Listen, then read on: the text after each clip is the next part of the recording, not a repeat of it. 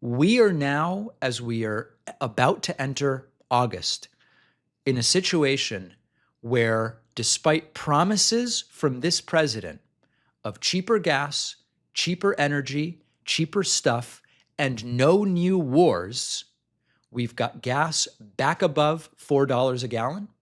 We have American troops dead because of Donald Trump's optional and apparently illegal war. And Trump's supposed peace deal with Iran almost immediately collapsed. The national average for gas is now over $4 a gallon again, 86 cents higher than a year ago. Diesel, which affects the price of practically everything that's delivered by truck, is up to $5.11 a gallon. And this is not a coincidence. We don't understand. Oh, Trump's president and this is happening, but we don't know why. Gas prices briefly came down when Donald Trump signed that beautiful letter, the Memorandum of Understanding with Iran back in June. The agreement was supposed to extend a ceasefire, open a 60-day negotiation window to get the final peace deal in play. J.D. Vance went to Switzerland, not even 48 hours, bailed out as it became clear it was going nowhere. Trump celebrated as if we had all succeeded, let the oil flow, and all of this crap. And now we are here, weeks later. The ceasefire is completely dead. Trump says the agreement is over, the MOU is over, and the United States and Iran are back to exchanging strikes, threats of destroying everything and everyone. American service members are dying. Shipping through the Strait of Hormuz is threatened and slowed down. Oil markets are reacting exactly the way we would expect them to. And the master deal maker who understands everything better than everyone has produced a deal that barely survived one billing cycle of your credit card. And remember what Trump told voters in 2024, and it's disgusting to even think back, and we knew it was a lie, and yet people fell for it, millions, and they voted for him. He promised prices would come down fast. He said that starting the day he took office, he would make America affordable again. He said that gas would go down rather than up. It was in the $3 range, and now it's over $4 again. It's up who knows what percent, 27, 30%, something like that. Now, of course, presidents don't set the price of gas. We correctly explained that when Trump was blaming increases on Biden, it didn't have much to do with Biden. When gas prices were low under Obama, it didn't have that much to do with Obama. As I have explained many times, presidents can really only do three things to affect the price of gas. And most gas price moves have to do with business cycles and black swan events and all of this stuff. But things presidents can do are they can declare a gas tax holiday. That'll briefly bring gas prices down for a little period of time. You do a weekend, gas prices are cheaper for the weekend. Okay.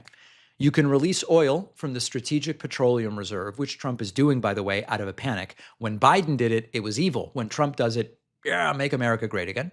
And number three, you can go to war with a country that either produces oil, refines oil, or controls the flow of oil. Trump actually did that. Presidents do make foreign policy decisions, and they decide, do we enter a war? Do we influence, do we put in sanctions? Do we impose sanctions? Do we affect shipping routes and global oil supplies? Trump chose to do that. And he has failed to end the war after saying it would last 2 to 3 weeks. We're in week 21. And American families are paying for that failure every single time they fill their tanks or fill their oil, their gas tanks, their oil tank in the basement for home heating, or even just buy stuff that's more expensive. And so when we think back to those people who wanted to drill, baby, drill, oil is sold on a global market. You can't, no matter how much you drill in the United States, you can't destabilize one of the world's most important oil shipping routes and assume that we can just produce our way out of the problem. We're protected because we're drilling. Trump promised energy dominance. He has delivered whatever the opposite of that is, vulnerability. Higher gas prices trickle down from the gas station. Diesel raises the cost of transporting food, medicine, building materials, just about everything. And Trump's war pushes the price of energy up. All of this spreads and trickles down to the average American. We are seeing higher grocery prices, construction materials and consumer goods, because diesel is around $5 because of what Trump did. He told us affordability is a hoax, but I'm also the affordability candidate. And he gave us unaffordability and he gave us war. The peace agreement is effectively dead. The war is back on. Gas is above $4 and American troops are being killed. The promises of peace and prosperity have delivered death, chaos, and everybody is paying more for it. What is the goal right now? Iran still exists, despite Trump saying it has no Navy, no Air Force, no nothing. It still seems to because they're doing strikes. Its government remains in power. The family member in charge of the regime has changed. They can still control and threaten and affect shipping routes. And Trump has never really explained what a victory looks like now. He goes, they will never have a nuclear weapon. Well, maybe they will, maybe they won't. I don't want them to. But I think Trump's war probably makes it more likely so far rather than less. And I don't know how more bombing gets us to whatever the objectives are right now. Without an achievable end game, it's another one of these endless quagmires in the Middle East. That's what Trump promised to avoid. But more importantly, we are in a situation where we can decide who gets to remain in power in November. And if you were thinking, I don't like Trump's war, but I still like my Republican, your Republican has rubber stamped just about everything that Donald Trump has done. Your Republican, if he or she privately opposes this war, almost certainly has said nothing about it. So folks, it's time to hold the people accountable for the things they either have done or have allowed Donald Trump to do. I know Trump's not on the ballot in November, but the people rubber stamping everything he's doing are. So if you're a Republican voter, consider whether you like that your Republican representative, if that's what you have, has allowed Trump to get away with all of this. If you're not a Republican voter, consider whether it's time to get involved with a race in your district, in your state, to try to remove whatever harebrained Republican is in power and put in an alternative. We've got to do it. We have an opportunity. If anyone is deserving of total destruction this November, it's this president and this Republican Party. Shopping for a mattress is one of those things that most people put off.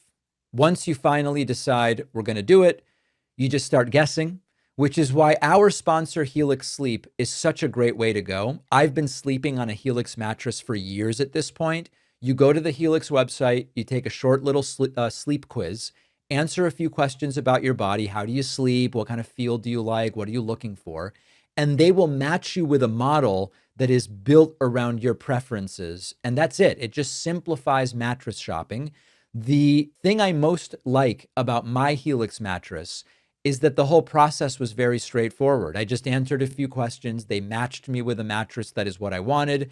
And I've had it for years. It's in perfect condition. I'm far from needing to replace it. Go to helixsleep.com/Pakman for 27% off site-wide, a discount they are only offering to my audience. The link is in the description.